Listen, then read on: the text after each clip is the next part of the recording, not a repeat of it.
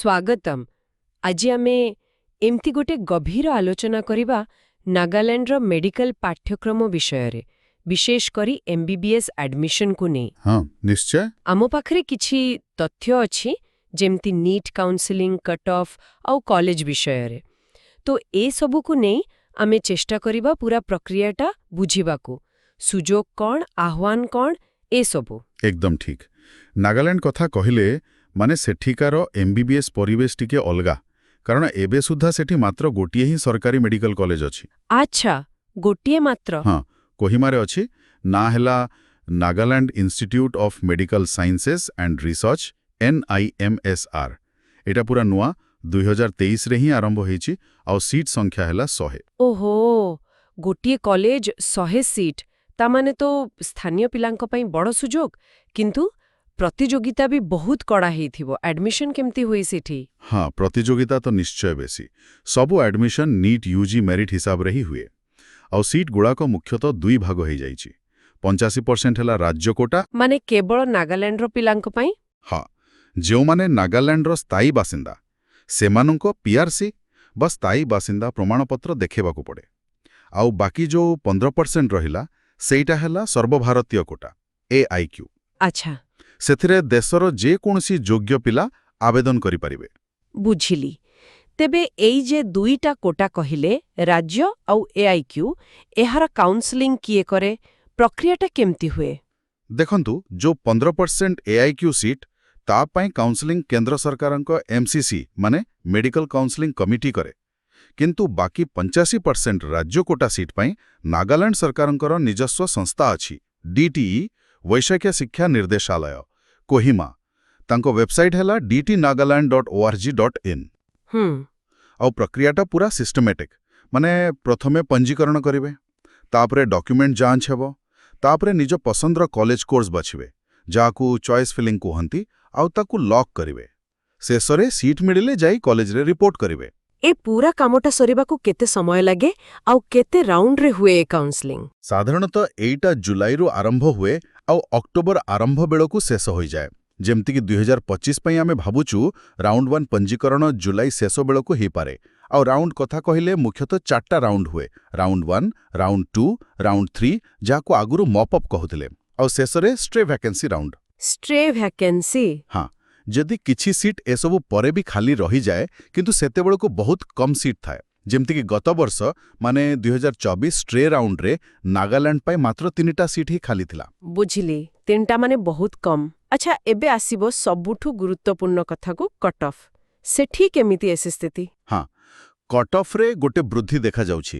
ମାନେ ଯଦି ଆମେ ST କଥା ଦେଖିବା, ସାଧାରଣ ST ବର୍ଗ ପାଇଁ 2023ରେ MBBS କଟ୍ ଅଫ୍ ଥିଲା ନିଟ୍ ସ୍କୋର 342, କିନ୍ତୁ 2024ରେ ସେଟା ବଢ଼ିଗଲା 385କୁ। ଓଃ, ବେଶ ବଢ଼ିଛି ତ। ହଁ, ସେମିତି ଆଉ କିଛି ଜନଜାତି ଅଛନ୍ତି, ଯେମିତିକି ଚାଖେସାଙ୍ଗ, କୋନ୍ୟାକ, ସେମାନଙ୍କ ପାଇଁ ବି 332ରୁ ବଢ଼ି 373 ହେଇଗଲା। କିନ୍ତୁ ଥିଖିର ବୋଲି ଗୋଟେ ଜନଜାତି ଅଛନ୍ତି, ସେମାନଙ୍କ ପାଇଁ କମ୍ ରହିଛି, 167-170 ପାଖାପାଖି। ଆଚ୍ଛା, ତାହେଲେ 2025 ପାଇଁ କ'ଣ ଆଶା କରାଯାଉଛି? ଦେଖନ୍ତୁ, ପୂର୍ବାନୁମାନ ତ କଷ୍ଟ, କିନ୍ତୁ ଲାଗୁଛି ସାଧାରଣ ST କଟ୍ ଅଫ୍ ହୁଏତ 320ରୁ 330 ଭିତରେ ରହିପାରେ। ଏ ବର୍ଷର ରାଜ୍ୟ ଟପର ହେଉଛନ୍ତି ମାନ୍ୟତା ଜୈନ, ତ ଟପ୍ ସ୍କୋର ହୁଏତ 450ରୁ 480 ଭିତରେ ରହିବ। MBBS ଛଡ଼ା ଆଉ କ'ଣ ଅଛି? ମାନେ BDS କିମ୍ବା ଆୟୁର୍ବେଦ, ହୋମିଓପାଥି, ଏସବୁ ପାଇଁ ସୁବିଧା ଅଛି ନାଗାଲାଣ୍ଡରେ? ଏଇଟା ଗୋଟେ ଭଲ ପ୍ରଶ୍ନ। ଦେଖନ୍ତୁ, ଏବେ ସୁଦ୍ଧା ନାଗାଲାଣ୍ଡରେ BDS, BAMS ବା BHMS ପାଇଁ କୌଣସି ଅଲଗା ସରକାରୀ କି ବେସରକାରୀ କଲେଜ ନାହିଁ। ତଥାପି ଗତ ବର୍ଷର କାଉନସିଲିଂ ଡାଟା ଦେଖିଲେ କିଛି ନାଗାଲାଣ୍ଡ ପିଲା, ବୋଧେ ST ବର୍ଗର, ସେମାନେ ଦେଶର ଅନ୍ୟ କଲେଜରେ BDS ପାଇଁ ସିଟ୍ ପାଇଛନ୍ତି, ବୋଧହୁଏ AIQ କିମ୍ବା କେନ୍ଦ୍ରୀୟ କୋଟାରେ। ସେମାନଙ୍କର କଟ୍ ଅଫ୍ 375ରୁ 384 ଭିତରେ ଥିଲା। ସେମିତି BAMS ବା BHMS ପାଇଁ ବି କିଛି ସିଟ୍ ମିଳିଛି ବୋଲି ଜଣାପଡ଼ିଛି। ବୁଝିଲି। ତାହେଲେ ଆବେଦନ କରିବାକୁ ମୁଖ୍ୟ କାଗଜପତ୍ର କ'ଣ ସବୁ ଦରକାର ପଡ଼ିବ? ସବୁଠୁ ଜରୁରୀ ହେଲା ନିଟ୍ 2025ର ଆଡମିଟ୍ କାର୍ଡ ଆଉ ସ୍କୋର କାର୍ଡ, ତା ସହିତ 10ମ ଆଉ 12 କ୍ଲାସର ମାର୍କସିଟ୍, ସାର୍ଟିଫିକେଟ୍। ଆଉ ଯଦି ରାଜ୍ୟ କୋଟାରେ ଆପ୍ଲାଏ କରୁଛନ୍ତି, ତାହେଲେ ନାଗାଲାଣ୍ଡର ସ୍ଥାୟୀ ବାସିନ୍ଦା ପ୍ରମାଣପତ୍ର ବା PRC। ହଁ, PRC ତ ନିଶ୍ଚୟ। ଆଉ ଜାତିଗତ ପ୍ରମାଣପତ୍ର ଯଦି ସଂରକ୍ଷଣ ଲାଗୁ ହେଉଛି ପାସପୋର୍ଟ ସାଇଜ୍ ଫଟୋ ଆଉ ଗୋଟେ ପରିଚୟ ପତ୍ର ଯେମିତି ଆଧାର କାର୍ଡ। ଠିକ୍ ଅଛି। ଏତେ ସବୁ ପ୍ରକ୍ରିୟା ପରେ ପଇସାପତ୍ର କଥା ବି ଜାଣିବା ଦରକାର। ଫି କେମିତି ରହିଛି ସେଠି? ଯଦି ଆମେ ଏମ୍ସିସିର AIQ କାଉନ୍ସେଲିଂ କଥା କହିବା ତାହେଲେ ପଞ୍ଜୀକରଣ ଫି ସାଧାରଣ ବର୍ଗ ପାଇଁ 1000 ଟଙ୍କା ଆଉ SC, ST, OBC, PWD ପାଇଁ 500 ଟଙ୍କା। ଏହାଛଡ଼ା ଗୋଟେ ସୁରକ୍ଷା ରାଶି ବା ସିକ୍ୟୁରିଟି ଡିପୋଜିଟ୍ ଦେବାକୁ ପଡ଼େ ଯାହା ପରେ ଫେରସ୍ତ ମିଳେ। ଓ ରିଫଣ୍ଡେବଲ୍? କେତେ? ସାଧାରଣ ବର୍ଗ ପାଇଁ 10,000 ଟଙ୍କା ଆଉ ସଂରକ୍ଷିତ ବର୍ଗ ପାଇଁ 5,000 ଟଙ୍କା। ଡିମ୍ଡ ୟୁନିଭର୍ସିଟି ପାଇଁ ଏହା ଆହୁରି ବେଶୀ। ଆଉ ରାଜ୍ୟ କୋଟା ପାଇଁ ଫି କେତେ ସେଇଟା DT ନାଗାଲାଣ୍ଡ ୱେବସାଇଟ୍ରେ ହିଁ ଠିକ୍ ଭାବେ ମିଳିବ। NIMSRର ଟ୍ୟୁସନ୍ ଫି ସରକାରୀ ନିୟମ ଅନୁସାରେ ରହିବ। ଆଚ୍ଛା, ଆମ ସୂଚନା ଅନୁସାରେ ଆଉ ଗୋଟେ ମଜା କଥା ଜଣାପଡ଼ିଛି। ଓଡ଼ିଶା କିମ୍ବା ପଞ୍ଜାବ ଭଳି ରାଜ୍ୟରୁ ବି କିଛି ପିଲା ନାଗାଲାଣ୍ଡ ଯାଉଛନ୍ତି MBBS ପାଇଁ। ଏମିତି କାହିଁକି? ହଁ, ଏମିତି ଶୁଣାଯାଉଛି।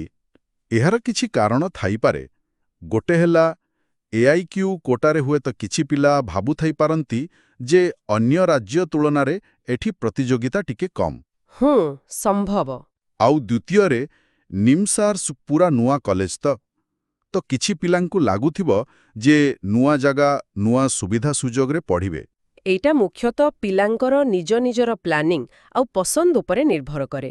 ବାସ୍ତବିକ ତେବେ ନାଗାଲାଣ୍ଡ MBBS ଆଡମିସନ୍ ବିଷୟରେ ଆଜିର ଆଲୋଚନା ବହୁତ କିଛି ସ୍ପଷ୍ଟ କଲା। ମୋଟାମୋଟି କହିଲେ ଗୋଟିଏ କଲେଜ ମାନେ ପ୍ରତିଯୋଗିତା ବେଶୀ, କିନ୍ତୁ ରାଜ୍ୟ କୋଟା ସ୍ଥାନୀୟ ପିଲାଙ୍କ ପାଇଁ ବହୁତ ଭଲ ସୁଯୋଗ। କଟ୍ ଅଫ୍ ଆଉ ପୁରା କାଉନ୍ସେଲିଂ ପ୍ରକ୍ରିୟାକୁ ଠିକ୍ରେ ବୁଝିବାଟା ହିଁ ମୁଖ୍ୟ କଥା। ଏକଦମ ଠିକ୍ କହିଲେ। ମୋର ପରାମର୍ଶ ହେବ ଯେଉଁମାନେ ଆଶାୟୀ ଅଛନ୍ତି ସେମାନେ ନିୟମିତ ଭାବେ ଅଫିସିଆଲ ୱେବସାଇଟ୍ ଦେଖୁଥାନ୍ତୁ, ମାନେ MCC ଆଉ DT ନାଗାଲାଣ୍ଡ। ତାରିଖ, ଡକ୍ୟୁମେଣ୍ଟ, ନିୟମ ଏସବୁ ଉପରେ ପୁରା ନଜର ରଖିବା ଦରକାର। ଆଜିର ଆଲୋଚନା ନିଶ୍ଚୟ ଆଶାୟୀମାନଙ୍କୁ ବହୁତ ସାହାଯ୍ୟ କରିବ। ହଁ, ନିଶ୍ଚୟ। ଆଉ ଶେଷରେ ଗୋଟେ କଥା ଭାବିବା ପାଇଁ ଛାଡ଼ି ଯାଉଛି। ନାଗାଲାଣ୍ଡ ଭଳି ଜାଗାରେ ଗୋଟେ ନୂଆ ମେଡିକାଲ କଲେଜ ଖୋଲିବା ଏଇଟା କେବଳ ପାଠପଢ଼ା କଥା ନୁହେଁ। ଏହା ସେହି ପୁରା ଅଞ୍ଚଳର ସ୍ୱାସ୍ଥ୍ୟ ସେବାକୁ କେମିତି ସୁଧାରିବ ଆଉ ସେଠିକାର ଯୁବକ ଯୁବତୀଙ୍କ ପାଇଁ କେମିତି ନୂଆ ବାଟ ଖୋଲିବ, ଏହାର ପ୍ରଭାବ ବହୁତ ଦୂରଗାମୀ ହେଇପାରେ। ଏଇଟା ଆଗକୁ ଦେଖିବା କଥା। ବହୁତ ବଢ଼ିଆ କଥା କହିଲେ।